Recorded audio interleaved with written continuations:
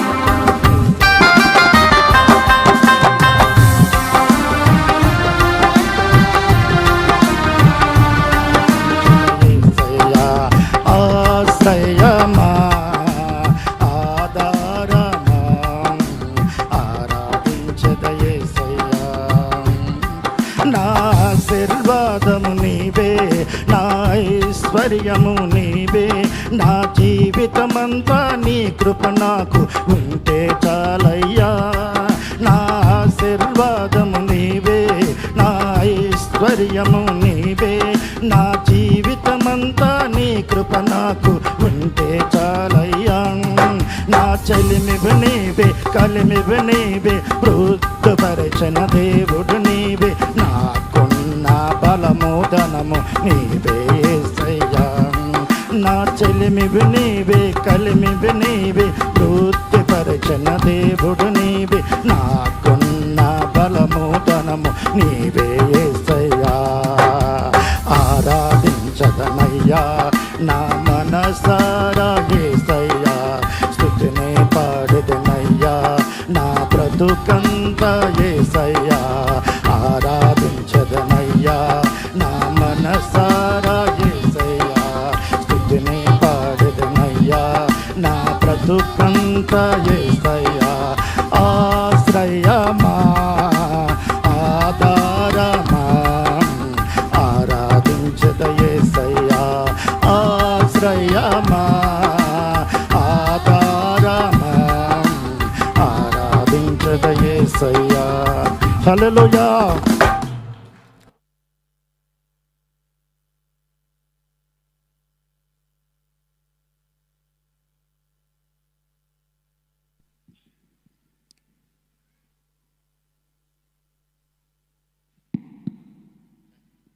Praise the Lord. Hallelujah. మరి ఇంతవరకు మరి దేవుని సేవకులు మరి అనేక విషయాలు మరి రక్షింపబడిన మొదలుకొని నేటి వరకు మనకు మరి ఆత్మ సంబంధమైన మాటలు ఎన్నో చెప్తున్నారు, ఆశీర్వాదకరమైన సంబంధమైన మాటలు ఎన్నో చెప్తున్నారు. కానీ ఈ యొక్క సంగతులని మరొక్కసారి మనము పూర్వపు స్థితికి, ముందు స్థితికి, మనము రక్షింపబడన ముందుకి మనము ప్రభు దగ్గరికి వచ్చినట్లయితే అందరూ కూడా ఒక్కొక్క సమస్య, ఒక్కొక్క కష్టం, ఒక్కొక్క ఇబ్బంది, ఒక రకమైనటువంటి కుటుంబంలో ఎన్నో సమస్యలతో ప్రభు దగ్గరికి వచ్చాం. అయితే ఆనాడు ఇశ్రాయేలులు కూడా ఐగుప్తి దేశంలో మరి బానిస బ్రతుకుతుండగా దేవుడు మోషే ద్వారాగా ప్రత్యక్షమై ఐగుప్తి నుంచి విడిపించాడు. ఐగుప్తి అంటే మరి దాని నుంచి విడిపించడానికి ఏ రకమైన మనకి బలం ఉన్నా మనం విడిపింపబడలేం. ఎందుకంటే ప్రజలు మంచి ఉద్దేశంతో వచ్చారు. ఐగుప్తి నుంచి కానాను యాత్రకు ప్రయాణమయ్యారు. అయితే వారు మొదలుపెట్టినప్పుడు, బయలుదేరినప్పుడు చాలా మంచి ఉద్దేశంతో, విశ్వాసంతో, పరిశుద్ధతతో, నీతితో, భక్తితో మోషే ఏమైతే చెప్పాడో ఆ మాటకి వాళ్ళందరూ కూడా విధేయులుగా ఉన్నారు. ఒక మాట దయచేసి, నేనేమీ ఎక్కువ చెప్పలేను కానీ దైవశాఖలు చక్కనటువంటి మరి మనకు బల్లారదుంది కాబట్టి యోధా పత్రికలో ఒక మాట దయచేసి 5వ వచనములో, ఈ సంగతులన్నీ ముందుటనే ఎరిగి ఉన్నాను, ప్రభువు నేను ఐగుప్తిలో, చదవండి దయచేసి, ఎరిగి ఉన్నాను, నేను మీకు జ్ఞాపకము చేయగోరు. 10 అద్భుత కార్యాలు చూస్తారు. వారు చూసిన తర్వాత దేవుని విశ్వసించారు, మోషే మీద, దేవుని మీద నమ్మిక ఉంచారు. అయితే వాళ్ళ ప్రయాణములో ఏమైందంటే, వాళ్ళు రాను మొదట ఎంత స్పీడ్గా ఉంటామో చివరికి వచ్చేసేపటికి మన బతుకు ఎలాగైపోద్ది అంటే, ప్రార్థన రా అంటే వెళ్దామా చూద్దామా అని అంటాం. కారణం ఏంటంటే, ఎందుకు ఐగుప్తిలో ఉన్న ప్రజలని రక్షించడానికి దేవుడు ఇష్టపడ్డాడంటే, వాడి ఎత్తుని చూస్తావు, వాడి బలాన్ని చూస్తావు, వాడి బంధుబలం చూస్తావు, వాడి ఐశ్వర్యాన్ని చూసి మనం లక్ష్య పెడతాం. దేవుడు దీనుల్ని లక్ష్య పెట్టే దేవుడు. హల్లెలూయా. దీనులని లక్ష్య పెట్టే దేవుడు వారిని చూస్తున్నట్లయితే, ఐగుప్తిలో వారి బ్రతికిన బ్రతుకు చూస్తే చాలా నీచమైన బ్రతుకు. కానీ అలాంటి బ్రతుకులో నేను ప్రధానుడును. ఎందుకంటే ఈరోజు అన్నీ కలగవచ్చు, ఆస్తి కలగవచ్చు, ఉద్యోగం కలగవచ్చు, అన్నీ కలగవచ్చు. కానీ మన ఉద్దేశం ఏంటి? దేవుడు ఏమైనా వాగ్దానం చేశాడు, ఐగుప్తు నుంచి ఇశ్రాయేలు ప్రజలని కానాను దేశానికి అనగా పాలుతేనెలు ప్రవహించే దేశమునకు అక్కడ సమృద్ధమైనటువంటి ఆహారం దొరుకుతుందని ప్రయాణం చేస్తే వీళ్ళ మధ్యలోనే ఏమైపోయారంటే పోయారు. ఒక మాట చూపిస్తాను చూడండి దయచేసి. ఎబ్రీ రాసిన పత్రిక 3:16 ఏముంటుంది?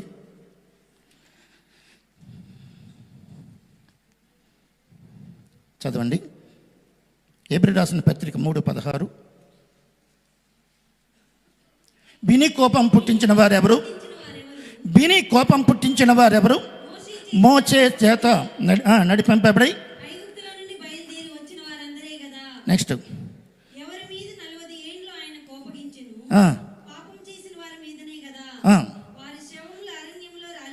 నెక్స్ట్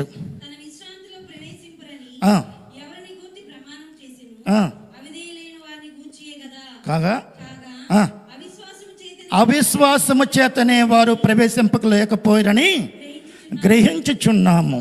విశ్వాస సహితమైన ప్రార్థన ఆ రోగిని స్వస్థపరుస్తుంది.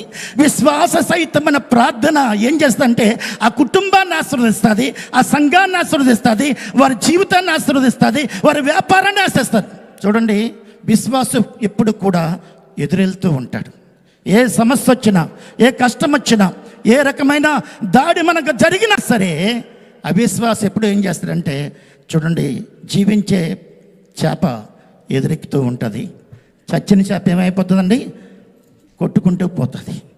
కాబట్టి కానాను యాత్రలో ఎన్నో సమస్యలు, ఎన్నో కష్టాలు, ఎన్నో ఇబ్బందులు వచ్చినా సరే ప్రజలని దేవుడు ఎంతగా పోషించాడంటే ఐగుప్తు నుంచి విడిపించడమే కాదు, వారికి తోడుగా ఉండడమే కాదు, పగల స్తంభంగా ఉండడమే కాదు, మేఘస్తంభంగా ఉండడమే కాదు, వారు అనుదినము కూడా దేవదూతలు తినే ఆహారం ఇచ్చి వారిని పోషించిన దేవుడు, బండలో నుంచి నీరిచ్చిన దేవుడు, ఆకాశం నుంచి సమృద్ధిగా వాళ్ళు ఏమి కావాలంటే ఆయన కోరుకున్నారు. తిన్న తర్వాత ఏం చేశారంటే మరిచిపోయారు. దాసుల గృహమైన ఐగుప్తు దేశం నుండి మిమ్మల్ని విడిపించిన దేవుని వాళ్ళు ఏం చేశారండి? మరిచిపోయారు. ఎప్పుడు మరిచిపోయారండి? తినడానికి తిండి, కట్టుకోవడానికి బట్ట, ఉండడానికి సమృద్ధి. ఈ సమృద్ధి వలన మనం ఏమీ రక్షించబడలేమండి. వారు అవిధేయత చూపించారు, దేవుని ఎన్నో మార్లు దుఃఖపెట్టారు, సంతాపం కలిగించారు, ఎన్నో మార్లు తిరగబడ్డారు. ఏమండి, ఎవరి మీద తిరగబడుతున్నారండి? రక్షణ ఇచ్చే దేవుడి మీద తిరగబడితే ఊరుకుంటాడా? నీ కుటుంబాన్ని స్థిరపరిచిన దేవుడి మీద తిరగబడితే ఊరుకుంటాడా? నీకు శాంతి, సమాధానము, ఐక్యతను, నెమ్మదిని ఇచ్చిన దేవుని మీద తిరగబడితే ఊరుకుంటాడా? కారణం ఏంటంటే పౌలు, బర్నబా దేవుని వాక్యమును అవలీలగా ప్రకటించినప్పుడు, ఆ వాక్యం మాకు వద్దని వాళ్ళు త్రోసిపుచ్చినప్పుడు వాళ్ళకు వారే నిత్య జీవానికి అపాత్రులుగా ఎంచుకున్నారు. కొన్నిసార్లు దేవుని వాక్యం మన దగ్గరికి వస్తుంది, దర్శనాల ద్వారాగా, స్వప్నాల ద్వారాగా, పరిస్థితుల ద్వారాగా దర్శించినప్పుడు ఆ దర్శనానికి మనం ఏం చేయాలండి? ఆ పరలోకపు దర్శనానికి అపోస్తలుడైన పౌలు అవిధేయత చూపించాడా? విధేయత చూపించాడంటే విధేయత కలిగి ఉన్నాడు. విధేయతే నీకు రక్షణ కలుగు చేస్తుంది, అవిధేయత శాపాన్ని కలుగు చేస్తుంది. ఎందుకంటే ఒకని విధేయతను వలనే అనేక మంది నీతిమంతులుగా తీర్చబడ్డారు. నీ ఒక్క విధేయత నీ కుటుంబాన్ని రక్షిస్తుంది, కుటుంబాలను కూడా రక్షిస్తుంది. కానీ అవిధేయత ఆ కుటుంబానికి శాపం కలుగు చేస్తుంది. సహోదరులారా, ఇక్కడ ఏమంటుందంటే ఈరోజు మనము బలార్థనకు సిద్ధపడ్డాం, సువార్తకు సిద్ధపడుతున్నాం, ఉద్యోగానికి, వ్యాపారానికి సిద్ధపడుతున్నాం. కానీ గత సంగతి, దేవుడు ఏ విధంగా నేను రక్షణలో నడిపించాడో, ఏ వాగ్దానం కొరకు నేను కనిపెట్టమన్నాడు, దాని కొరకు కనిపెట్టకపోయినట్లయితే మన ప్రయాస అంతా కూడా వ్యర్థమైపోతుంది. కొరింథీ రాసిన పత్రిక 10వ అధ్యాయం, మొదటి కొరింథీ రాసిన పత్రిక 10వ అధ్యాయము 1 నుంచి కొన్ని వచనాలు చదువుతామండి. సహోదరులారా, ఈ సంగతి మీకు తెలియకుండా నాకు ఇష్టం లేదు. అదేదనగా అదేదనగా మన పితరులందరూ మేఘం క్రింద ఉండిరి వారందరూ సముద్రంలో నడిచిపోయి అందరూ మోషేని బట్టి మేఘంలోను సముద్రంలోను బాప్తిసం పొందిరి. అందరూ ఆత్మ సంబంధమైన ఒకే ఆహారమును భుజించిరి. అందరూ ఆత్మ సంబంధమైన ఒకే పానీయమును పానం చేసిరి. ఏలయనగా తమను వెంబడించిన ఆత్మ సంబంధమైన బండలోనిది త్రాగిరి. ఆ బండ క్రీస్తే. అయితే వారిలో ఎక్కువ మంది దేవునికి ఇష్టలుగా ఉండకపోయిరి కనుక అరణ్యములో సంహరింపబడిరి. చాలండి.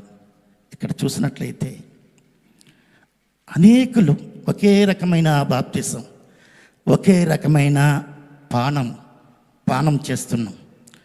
కానీ ఒకే రకమైనటువంటి వాగ్దానాలు మనము వింటున్నాం. కానీ దేవునికి ఇష్టకరంగా ఉన్నామంటే అది చెప్పడమే కష్టం. దాని గురించి మన భార్యే ఓటు వేస్తుందో ఏదో కష్టం. భార్య ఇంట్లో ఉందనుకోండి, ఏమైనా ఫోన్ వచ్చిందనుకో, మనం ఎక్కడ మాట్లాడతామండి? ఫోన్ పెట్టుకొని మేడెక్కేసి మాట్లాడుకుంటాం. అందులో నేనున్నాను, మీరే కాదు. కారణం ఏంటంటే దేవునికి ఇష్టలుగా ఉండలేకపోయిరి. అనేకులు బాప్తిసం తీసుకున్నారు, మారు మనసు పొందారు, పరిశుద్ధాత్మ పొందారు, బాప్తిసం తీసుకున్నారు, బల్లారాధనలో కూడా పాలిభాగస్తులు అయిపోతున్నారు. కానీ ఎవరికి ఇష్టంగా ఉన్నామంటే దేవునికి ఇష్టలుగా ఉండాలి. మనము సంఘానికి కాదు కానీ సమాజానికి ఇష్టలుగా. మా స్నేహితుడు, మా ఫ్రెండ్ వచ్చాడు, ఎక్కడి నుంచి వచ్చాడంటే ఆ రోజు దేవుని సన్నిధానానికి. ఎందుకంటే ప్రథమ స్థానము ఎప్పుడైతే దేవునికి మనం ఇస్తామో, 6 దినాల కష్టపడి 7వ దినం విశ్రాంతి దినం దాన్ని పరిశుద్ధంగా ఆచరించు. అప్పుడు నీవు నీ ఇంటి వారందరూ కూడా ఏం చేస్తారంటే ఆశీర్వాదాన్ని పొందుతారు. అంటే దేవుని సన్నిధిని మనం త్రోసివేస్తామంటే, ఆయనకి ఇష్టముగా జీవించలేదంటే, ఆయన కొరకు మనం బ్రతకలేదంటే, ఆయన కొరకు మనం నిరీక్షించలేదంటే, ఆయన మాటకి విధేయత చూపించలేదంటే అర్థం ఏంటంటే మనము విధేయత కలిగిన వారిగా బ్రతకాలి తప్ప అవిధేయులుగా ఉండకూడదు. ఇశ్రాయేలు ప్రజలు చూడండి, అదే వచనంలో 7వ వచనం ఏం చెప్తుందంటే, జనులు తినుటకును త్రాగుటకును కూర్చుండి ఆడుటకు లేచిరి అని వ్రాయబడినట్లు వారిలో కొందరి వలె మీరు విగ్రహారాధికులై ఉండకుడి మరియు వారి వలె మనం వ్యభిచరింపక యుందము.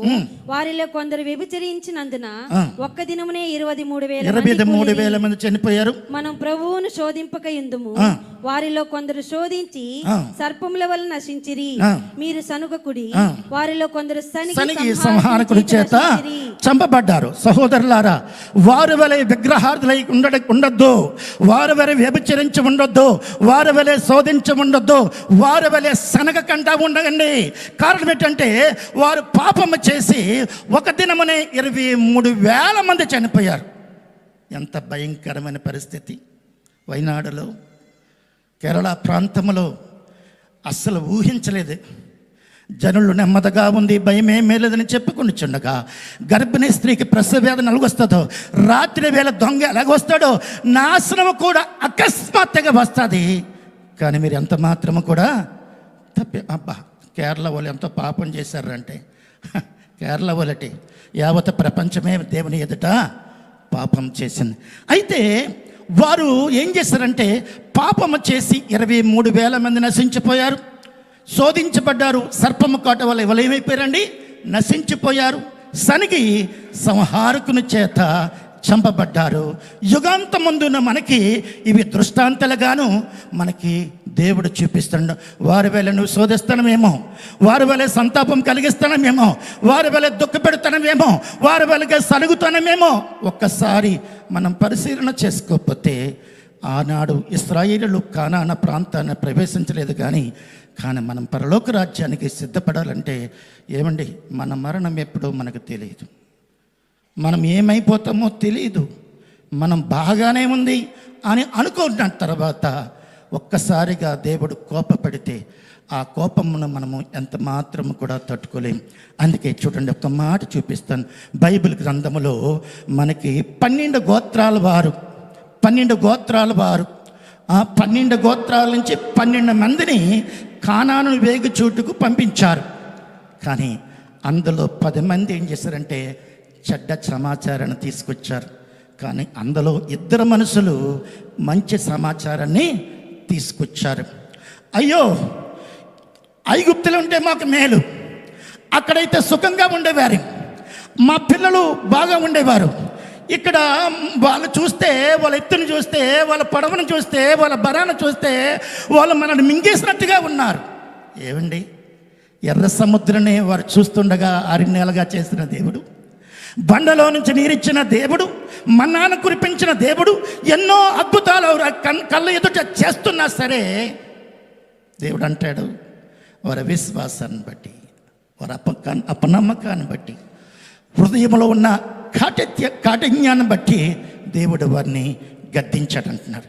అంటే ఇక్కడ అర్థం ఏంటంటే, వాళ్ళు అంటారు, అయ్యా చూడండి 14వ అధ్యాయం సంఖ్యాకాండంలో 2వ వచనం ఏం చెప్తుంది?